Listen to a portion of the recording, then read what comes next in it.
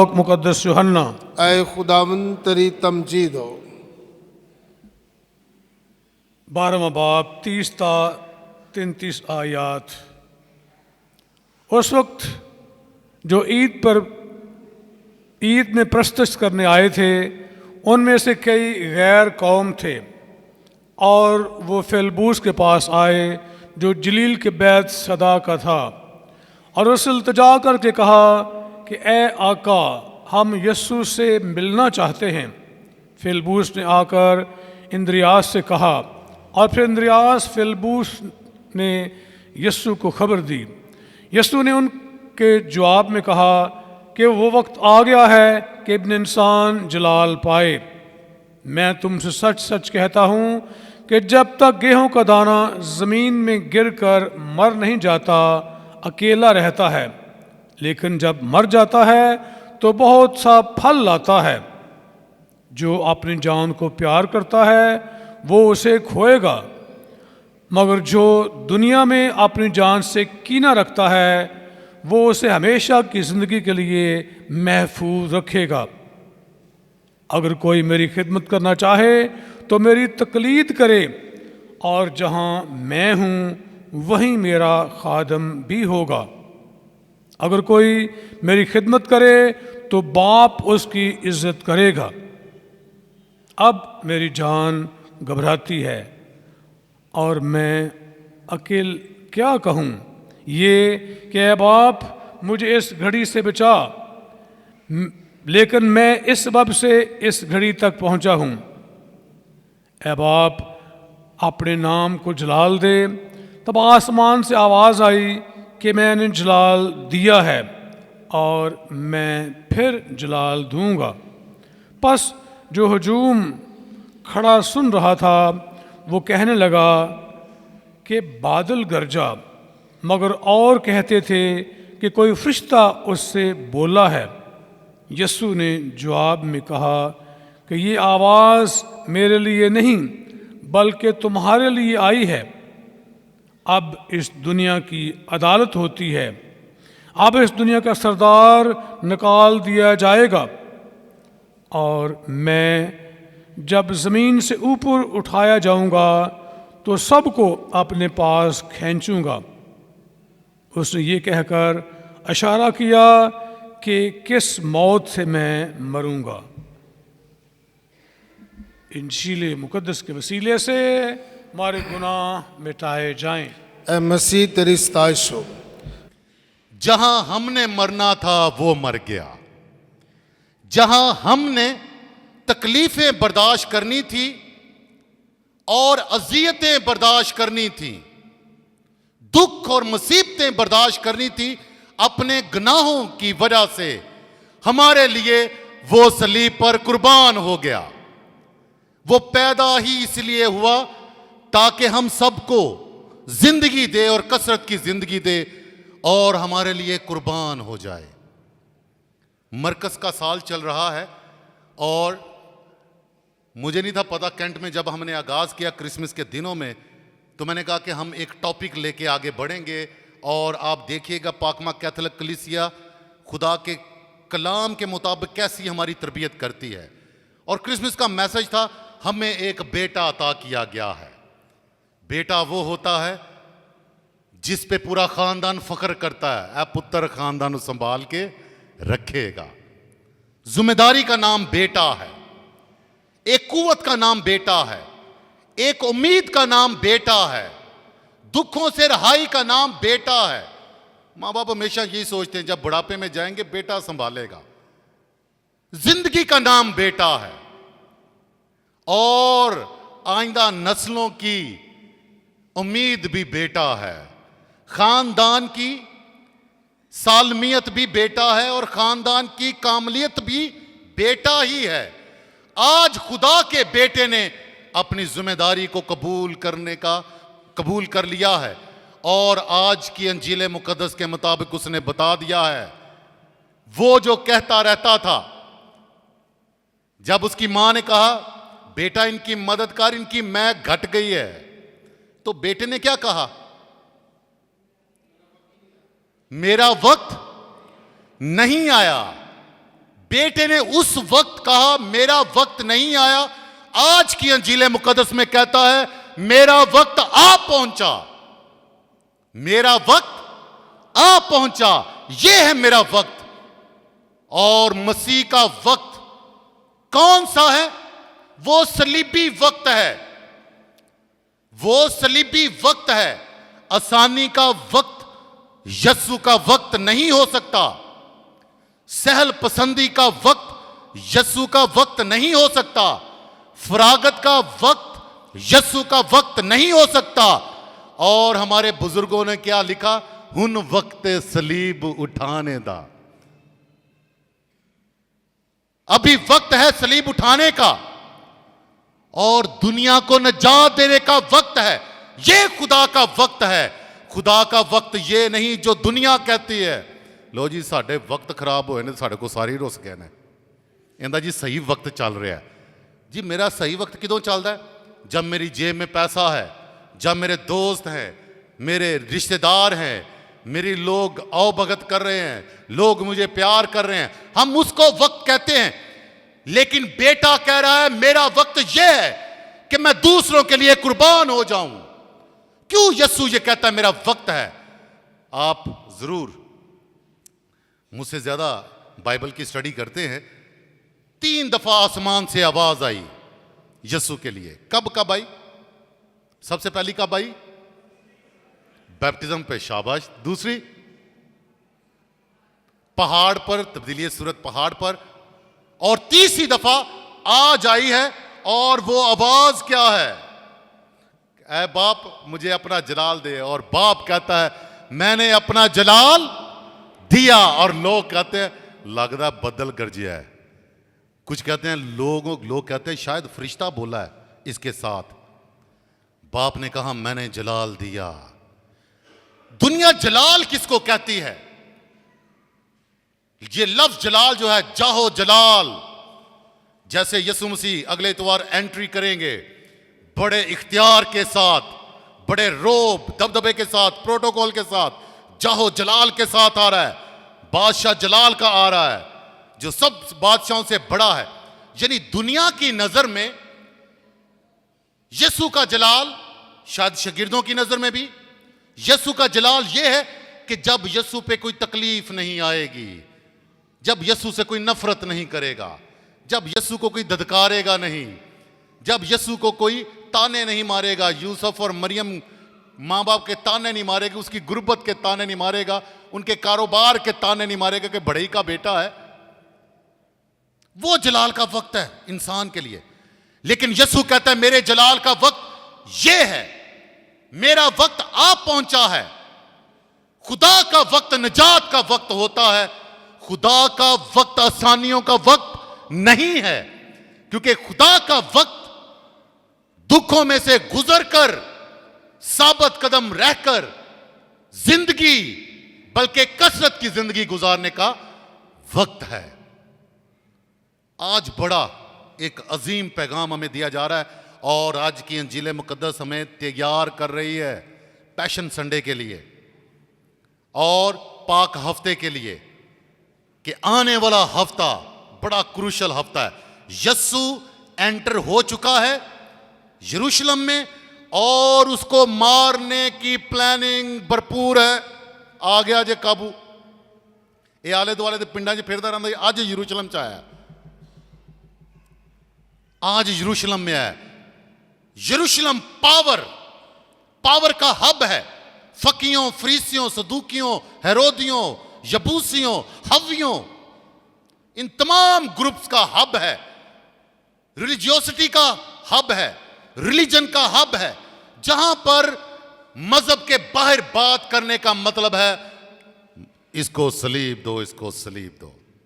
ये जो बातें करता रहता था इर्द गिर्द और चैलेंज करता था यहूदियों को, फकीयों, फरीसियों को, ऐ सफेदी फिरी हुई कब्रों, तुम गरीबों के साथ ऐसा करते हो, तुम बेवाओं के साथ ऐसा करते हो, तुम ये हो, तुम वो हो। कहने काबू आ गया, नौ अभी वो हमारी टेरिटरी में आ गया, अभी बच के ना जाए। सारी प्लानिंग हो रही है और यीशु के शागिर्द फेलबूस और इंद्रियास। इंद्रियास पतरस का भाई। पतरस का नाम जो है वो यहूदी नाम है और इंद्रियास का नाम यूनानी नाम है। जिस तरह हम पाकिस्तान में पंजाबी पक्के पंजाबी हैं, लेकिन इंग्लिश सानू समझ लगती है। इंग्लिश का कोई भी लफ्ज़ हो हम समझ लेते हैं। हमारा मीडियम जो चल रहा है, सोशल मीडिया का जो मीडियम चल रहा है वो इंग्लिश है। एवरीबडी फॉलोज इंग्लिश, हर कोई इंग्लिश फॉलो करता है। इसी तरह यसु के दौर में, क्योंकि तलीमो तदरीस का जो हब था वो यूनान था और यूनानी बहुत सारे लोगों को आती थी और गलील की झील के इर्द गिर्द के जितने इलाके हैं, बैतसदा, बैतफजे, कफरनहूम और जितने भी हैं, ये सारे यहां पर लोग यूनानी इन्फ्लुएंस में थे। और इंद्रियास का नाम जो है ये एंड्रू, ये यूनानी नाम था। अभी इस ईद में गैर कौम के लोग क्या करने आए हैं, आए गौर से सुनते हैं। उस वक्त जो ईद में प्रस्तश करने आए थे, और ये ईद जो है पेंतिकोस्त, आप जानते हैं कि हैकल के ऐसे हिस्से हैं, बल्कि पिछले दिनों यसु ने कोड़ा पकड़ा, कुटिया छुटिया भी लोगों को ठेले डालते। ये ऐसा एरिया था जहां मार्केट इन्होंने लगाई हुई थी।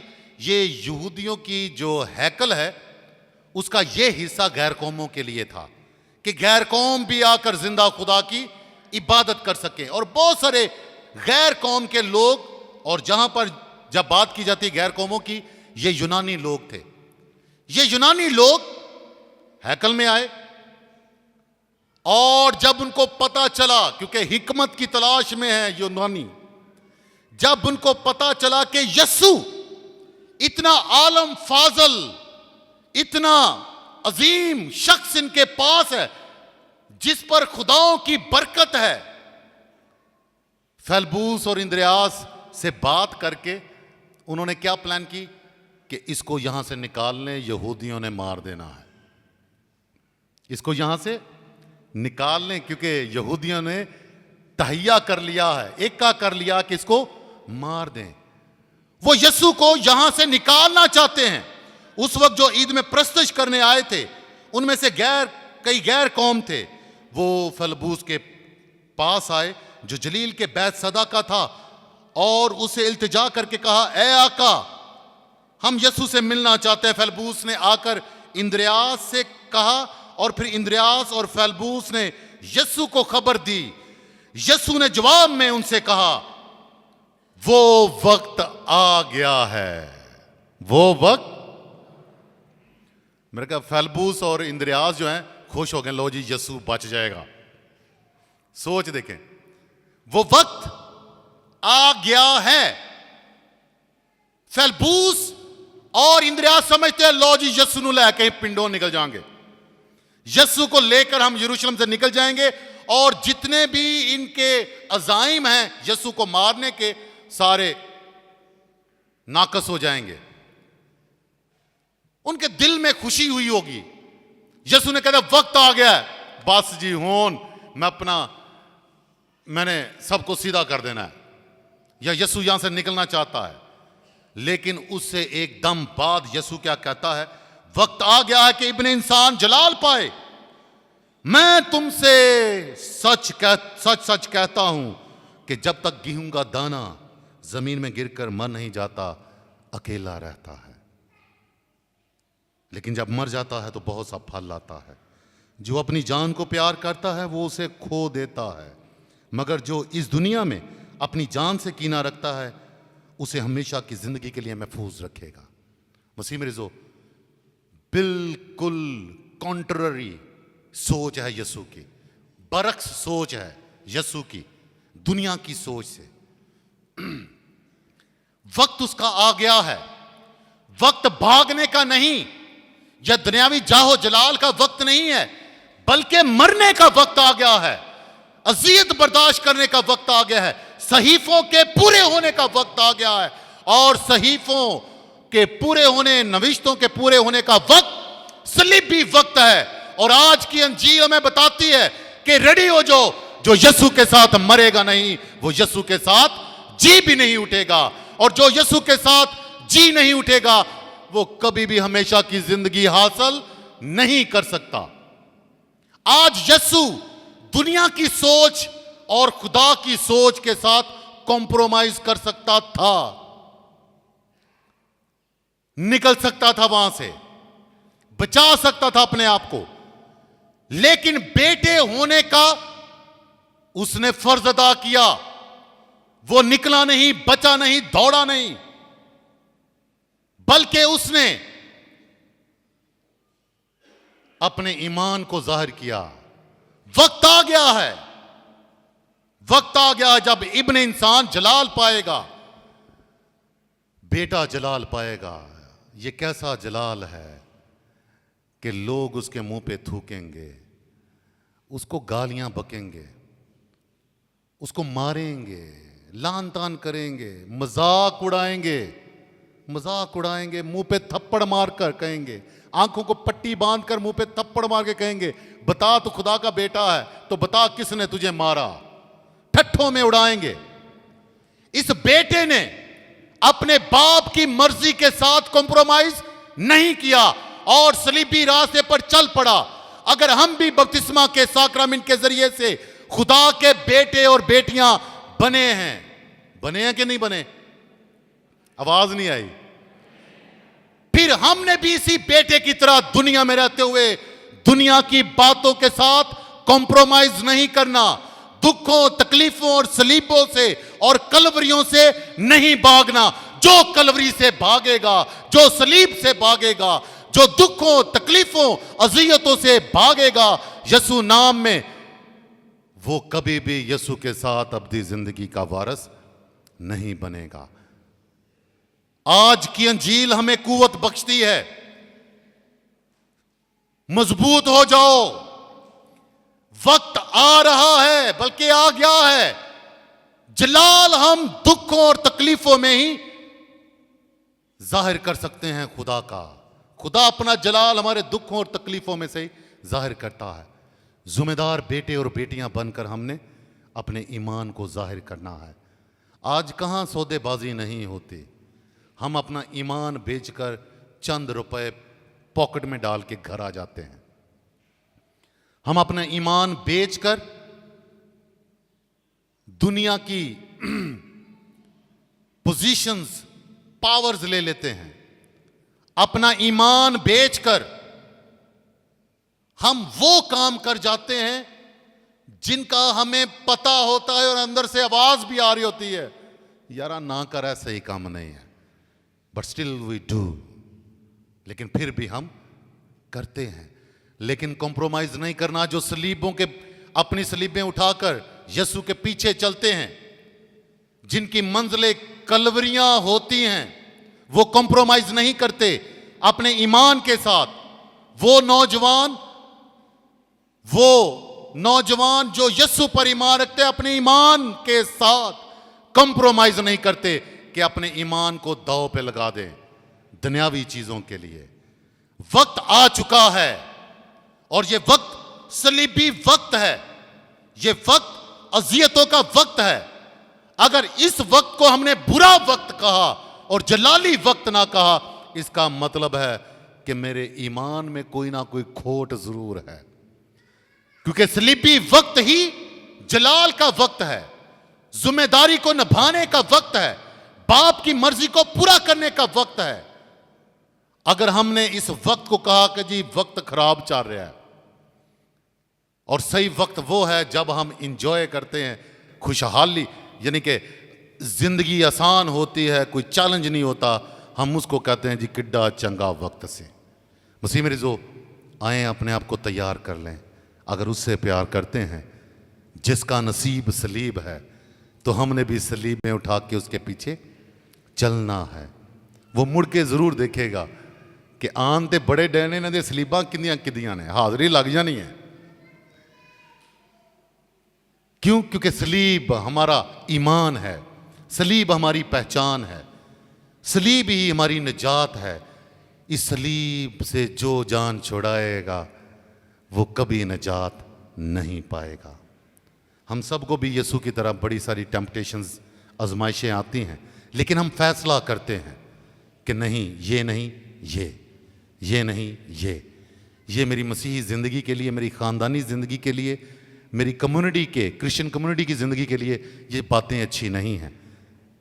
और ये पाक रूह है जो हमारी मदद करता है। यीशु कहता है मरोगे तो नहीं, जब तक मरोगे नहीं गेहूं के दाने की तरह जिंदगी नहीं आएगी, क्योंकि वो मरकर ही फलदार होता है। क्योंकि जो मुकद्दस पौलुस रसूल कहते हैं जो इस दुनिया की निस्बत नहीं मरेगा वो यीशु में कभी जिंदा, जो बदन की निस्बत नहीं मरेगा वो यीशु में रूह की निस्बत जिंदा नहीं रह सकता। अगर यीशु में जिंदा रहना है तो बदनी ख्वाहिशों के साथ यीशु में जिंदा नहीं रह सकते। रूहानी और रूह कभी मरती नहीं। अगर वो रूह यीशु से हम पाते हैं, बाप से पाते हैं। मसीह मेरे जो आने वाला हफ्ता बड़ा ही इंपॉर्टेंट हफ्ता है हम सब के लिए। यीशु एंटर होगा यरूशलेम में और दुनिया की कुव्वतें उस पर दबाव डालने की कोशिश करेंगी। वो इस गेहूं के दाने को मार तो देंगी, दबा भी देंगी, लेकिन उसने दाने ने फूट निकलना है। कब्रें अपना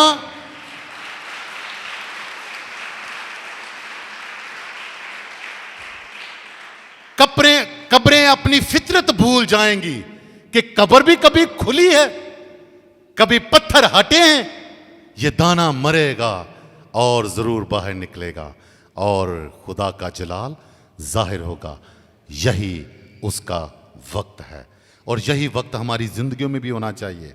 डरना नहीं, घबराना नहीं, परेशान नहीं होना, क्योंकि खुदा हमारे साथ है। वो कभी हमें अकेला नहीं छोड़ता। वो आज भी पाकल तार पर से हमें देगा, खाओ, एनर्जी लो, कुव्वत लो। मैं तुम में जिंदा रहना चाहता हूं और तुम मुझ में जिंदा रहोगे। जो मुझ में जिंदा रहता है मैं उसमें जिंदा रहता हूं और वो कभी मरता नहीं। और क्रिश्चियंस मौत से कभी घबराते नहीं। और मौत क्या है? वो तमाम चैलेंजेस, वो तमाम दुख और तकलीफें जो इंसान को अच्छाई करने से रोकती हैं। खुदा आप सबको बहुत बरकत दे और पाक हफ्ते की बरकतें हमेशा आपके साथ हों, आपके ख़ानदानों के साथ हों। मैं एक बार फिर तमाम पैरिश को, पैरिश की तंजीमों को, रेवरेंड फादर कलानसा हयात, रेवरेंड फादर बाबर खुशी, फादर जॉन जोसेफ और तमाम पास्टर टीम, सबको मैं अपनी दुआओं का यकीन करवाता हूँ। मेरी दुआएं आपके साथ हैं। आपकी मेहनत से बहुत सारे लोग ईमानी कुव्वत लेकर अपने घरों को लौटते हैं और खुदा आप सबको बहुत बरकत दे कि आप अपने काहिन की रहनुमाई में आगे बढ़ रहे हैं और इसी तरह काहिन की रहनुमाई में आगे बढ़ते हुए खुदा का जलाल जाहिर करना है, अपना जलाल जाहिर नहीं करना। खुदा आप सबको बहुत बरकत दे और हमेशा अपनी पनाह हिफाजत में रखे। मसीह हमारे खुदावंद के वसीला से।